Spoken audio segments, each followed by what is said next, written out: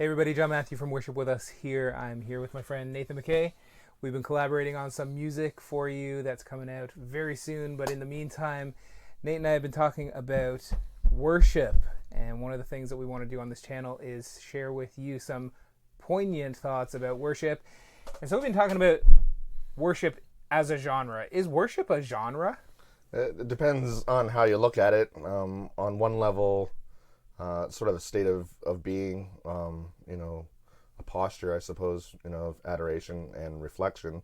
And that can go throughout your life, but there's definitely a musical aspect, in some areas where, yes, worship is part of a church service, as they call it, or is something sometimes for sale from the commercial end, from the Christian bookstores. You can buy worship CDs, but is it necessarily that? I know worship can be expressed quite successfully through music. It is one of the favorite ways to kind of position yourself, to experience reflectiveness and adoration. Yeah. And that's kind of a great place to explore it, but it's not necessarily a genre or a particular music kind. It's a lifestyle, but definitely more easily expressed with music. Yeah, I was thinking about that recently. There's that verse that says, present your bodies to God. This is your spiritual act of worship. And it's not necessarily anything to do with music, although you can use your body to make music. But really, God's looking at the attitude of your heart, and He's looking at the posture of how you approach Him, and the adoration and the respect and the honor that you give to Him, right? So what is it about music that enables worship, or that has such a special way of inspiring worship for people? Why music? I guess, around us, just in life in general, it's kind of things are seemingly random and chaotic. Even just the noise and soundscape of the world around us, it can be a busy life, but the focus and the patterns and the kind of repeating cycles of music can be quite meditative when you kind of break it down into what is music. Even outside of timbre and genre, there's that common theme that there's patterns that are recycling themselves and flowing, and there's something about that. You even see that even cross-culturally, with chanting or just meditation, and there's always usually a tone or some sort of reflective moment, like Gregorian chanting, for example, things like that. But throughout history, there's a reflectiveness with music, and that's important place to kind of maybe get to find that reflectiveness. Yeah. You're a big time music guy. You're using some of those big musical words, timbre and genre, and talking about all these musical patterns. Would you share with us just some of your musical background and some of your experience? Okay, yes. I guess my first a big thing for me musically, it was kind of on autopilot as a kid, listening to whatever the radio told me. And I know when I was somewhere near grade 8, I was rifling through my mom's tape cassettes, and I found a cassette that said SRV on it, and I was like, what's this? And it turned out to be Stevie Ray Vaughan, a blues artist. And I had never heard music with such passion and expression before. And that kind of sent me down a rabbit hole. I had started studying blues as a result, and jazz, and went into the history of that. I remember in grade 10, when Black History Month was on, we had to choose an assignment. Because I started to fall in love with music, I wanted to get into the history of music, so in North America, and kind of studied that, way back in the kind of about late 1800s, 1910 kind of area, all the way to the 60s. And there was a lot of, gospel and soul influences coming out in the blues and jazz, and that always really resonated with me. And then coming into grade 10 is when, I had developed a relationship with God. I was led to the Lord through Patty Millette, who was Justin Bieber's mom. And music was a big part of their life, and they would take me to a church jubilee, and that was one of the first times where I kind of got my mind blown that I was seeing essentially rock and roll music that was called worship, and it kind of turned things upside down from what I was used to seeing, say, at a United Church, where I had went a little bit as a kid on the special holidays like Easter or Christmas, and you see a choir expressing worship to God. So that really started to get me thinking about, well, what is worship? What are the parameters, or why are we putting the way we express our worship in certain boxes or parameters? And that kind of led me to more questions. Yeah. But I started playing guitar when I was 13.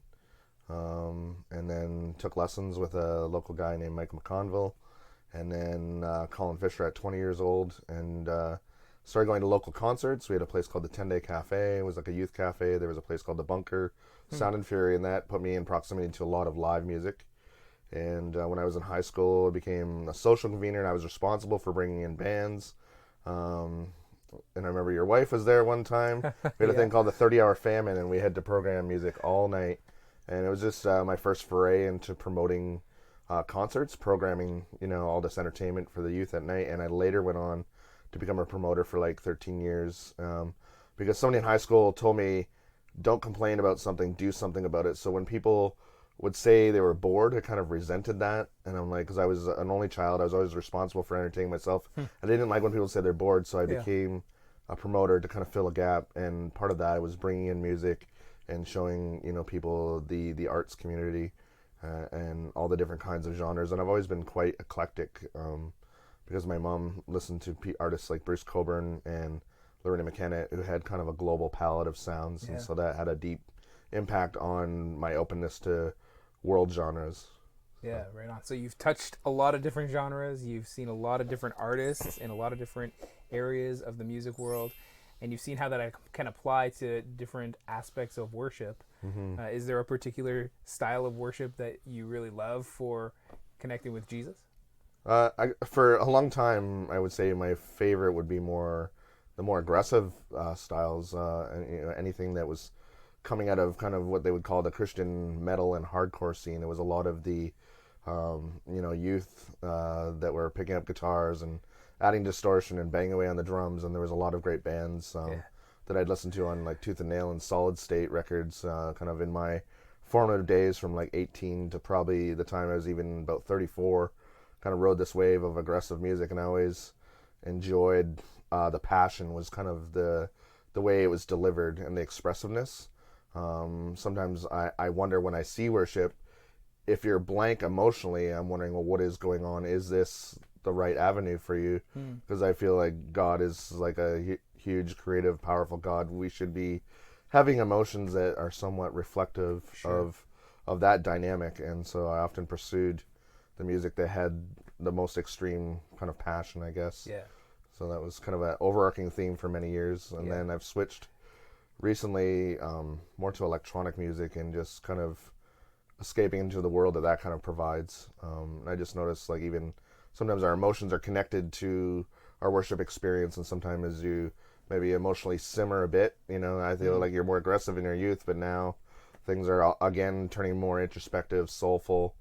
A lot of the music I listen to now still has aggressive drums, but the actual music part of it is very reflective and based on soul and jazz. And I kind of find myself going back to those early teenage roots when I was studying the history of black music in North America and kind of what that had to offer. And there's kind of an overarching theme. It's that the yearning, the expressiveness of soul, like, from the cotton fields to gospel music to some of the expressiveness in jazz. There was almost like a spiritual side to the jazz and a yearning and exploration, and that theme still kind of comes to me in my life now. And sometimes it's interesting when we go to church and we experience worship we see now. I have this craving for something that is maybe more extreme or expressive or more dynamic emotionally, but not everybody's there. We have to appreciate that some people, and there is kind of a sum of averages where most people need to experience it in a way that they understand. But it's nice when you can find a group or a small group or some friends even within church that you can go find these other styles or a special evening, or whether it be like live music performance, especially not during COVID, when you can go with your Man, those were good days. crew of friends and just like go find a genre that you identify with that is still kind of expressing their adoration for God, but that's sort of the uniqueness of how we're created. We each have different personalities and tastes and stuff like that. But I do love sometimes that what they call it corporate worship, when you get together in the same room and you're all together. There's something about absolutely feeding off of each other and that shared experience. I think that's important as well.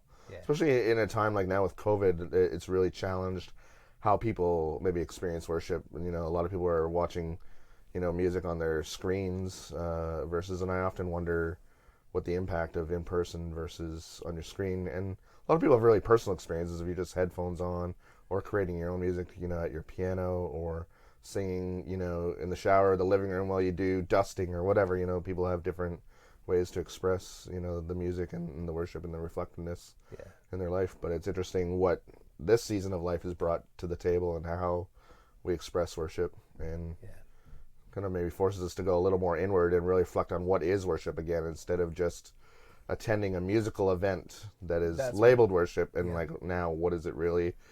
Because I feel like we need worship in order to enhance our lives, to bring us closer to kind of God's desires with, love, patience, and kindness. I always feel like that's enhanced after I've been in a session that I call a worship session, or experiencing some music where people are worshiping. There's something about, again, that peace that is acquired through the reflectiveness that's done through music.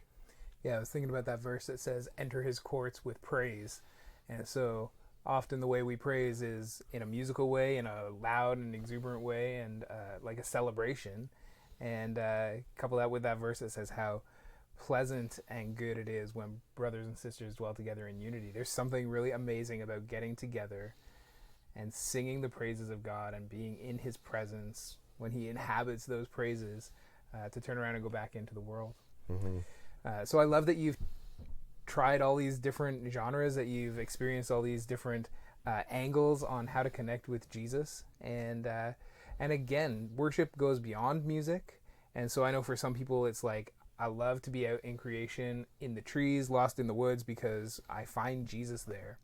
And some people are like, I love to just sit quietly in my chair and read my Bible and journal and pour out my heart to Jesus there, and we connect that way. But there is something special about music that brings us in and joins us together. But there's this trend that I've found in worship music lately where it's like, you've probably seen the memes and the videos all around as well, like 4 chords, the same 4 chords, maybe rearranged in a different order. And it's like very stereotypical. It's very patterned every time. It's always like that. Why is there that trend in music that's called worship? I guess it's just to make it palatable for the average consumer. Because it's sort of like, I guess it allows people to approach almost like children. You have kids, it's like to start with some of the elementary things, whether it be any subject that you're teaching them. You've got to start with the basics and work your way up. And I think that's something that, God wants us to approach almost like children. And it's almost like that's the easiest way to digest and to understand. Sometimes for people who have studied music, they might want to crave more because they know more is out there. But I think what that brings is a level of comfort and familiarity that people can agree. You're going to find more agreeance, that people can go down that rabbit hole together. But if you're starting getting to complex arrangements and stuff like that, it might be over the head. It's sort of like when you're in a conversation and somebody's talking at you versus with you. It can have that effect if it's too complicated. But there's definitely a desire. I've heard different worship leaders express, I would love to take this into new realms. And sometimes you even see that in the arts world. Like I was thinking about, pandemics of years past, there's a renaissance that followed after. And I often wonder, like, what is this season going to bring? What does a musical renaissance look like? Is it more complexity, greater beauty, more exploration? There's definitely room for a musical renaissance, but right now the 4 chords kind of bring that familiarity. It's the baby food that we need to even start the journey. And it's not a bad thing, but you'll find the people that are more trained want more. They want more of that steak, that meat of music has to offer. But I think we can all agree that there's a starting point, and it's nice to be able to share those fond memories together and experiences together. So I think one of the things that really stood out when you're talking a minute ago about some of the edgier music and the passion that it draws out is that worship is a response to God. And so when we catch a glimpse of his glory, or we have that experience of his presence and his closeness and his friendship, there should be some stirring inside. There should be some response and reaction.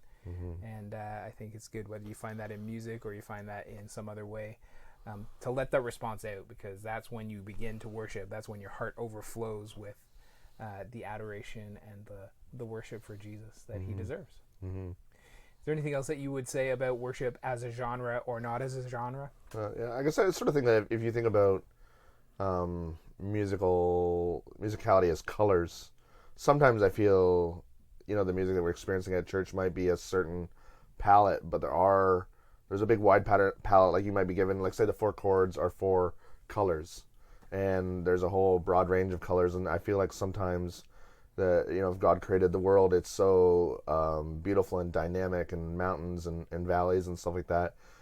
In the same way, I would like to see people give themselves permission to essentially travel the musical world and experience. If might is a mountain, and if that's an emotion or a color, then feel free to express what might looks like, or there's happiness or fear and trembling, all sorts of emotions, especially even a world where people are struggling with mental health.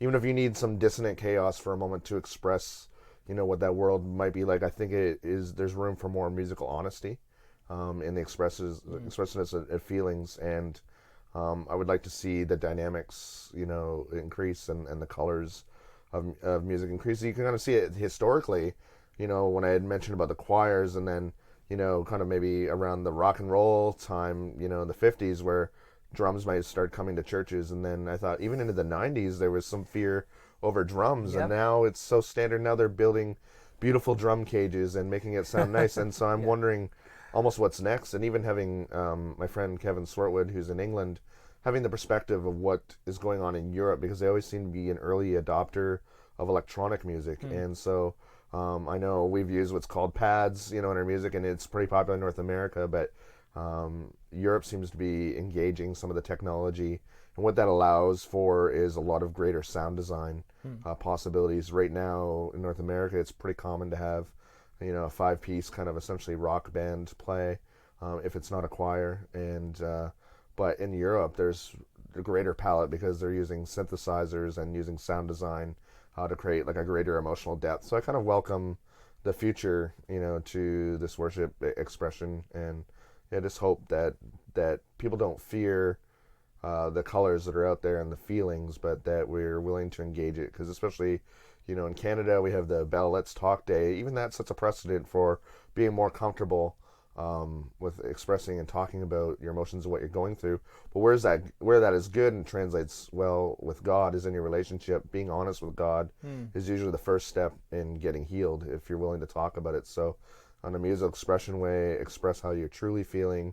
You might find more healing than just pretending, you're happy, essentially. Because often, when people say at church, they'll greet you like, how are you doing? Oh, I'm good. Yeah, I'm good. But how often have you answered how you actually feel? And I often say, reasonable. I try to not lie and say I'm okay, because, humans experience all sorts of emotions, and I would like to see that expressed more, in a musical fashion. If that's how we're relating, worship to music in this conversation, it can be more. But just to explore and be less afraid of all the palettes and colors, because it's a dynamic, beautiful world. Let's experience a dynamic, beautiful, broad range of timbres, textures, sound design, and genres within the church. And I feel like that's just that permission to play. I always felt like, I was really inspired by my friend Marta.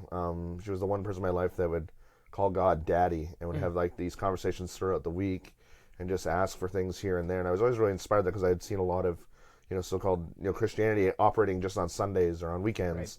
Right. And how do we make it an everyday thing? And that's sort of like the idea of worship being a posture or a position. If you're at the grocery store, you don't have a guitar with you necessarily. You might, but just out there, like, is that kind of love, is that kindness, is that radiating through you because you have that posture of worship and adoration, and just being in tune and mindful of what God wants to do, and how He wants you to present and communicate and serve the community, and that can be done through music, but it can be done in your regular life as well. But I just like to see a greater, broader range of exploration, and just going into the unknown. There's something about when the sailors arrived in North America and they explored North America. Yep. I feel like we need to have that kind of pioneer attitude with worship, because I feel like there's a greater depth that God would want to take us to, and we just have to be ready and open, because I'm sure it wasn't easy for them arriving with the environment and the landscape,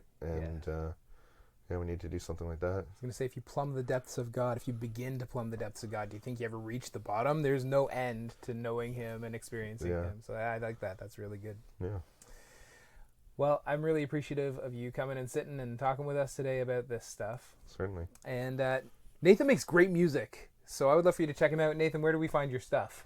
Well, I have one site where it has everything, nathanmckay.bandcamp.com. That's where I put out all of my finished music. A lot of the rest of it you can find on Apple Music or iTunes or Spotify and YouTube. And just continue. And if you want to hear drafts of my songs as they're created, I put them up on SoundCloud. So that's kind of fun for some of the super fans. They like to hear the first version, because sometimes it's pretty typical. I go from like version 1 to at least 6. Sometimes I have one song that went to version 27, but it's interesting to go along with the journey of the music. And I like to kind of show that method, because a lot of people just hear this polished song in the end, but there was a journey. And sometimes it's nice to, almost like a travel documentary. I like the equivalent of the musical travel documentary. So if you want to hear that, it's soundcloud.com/NatoCore.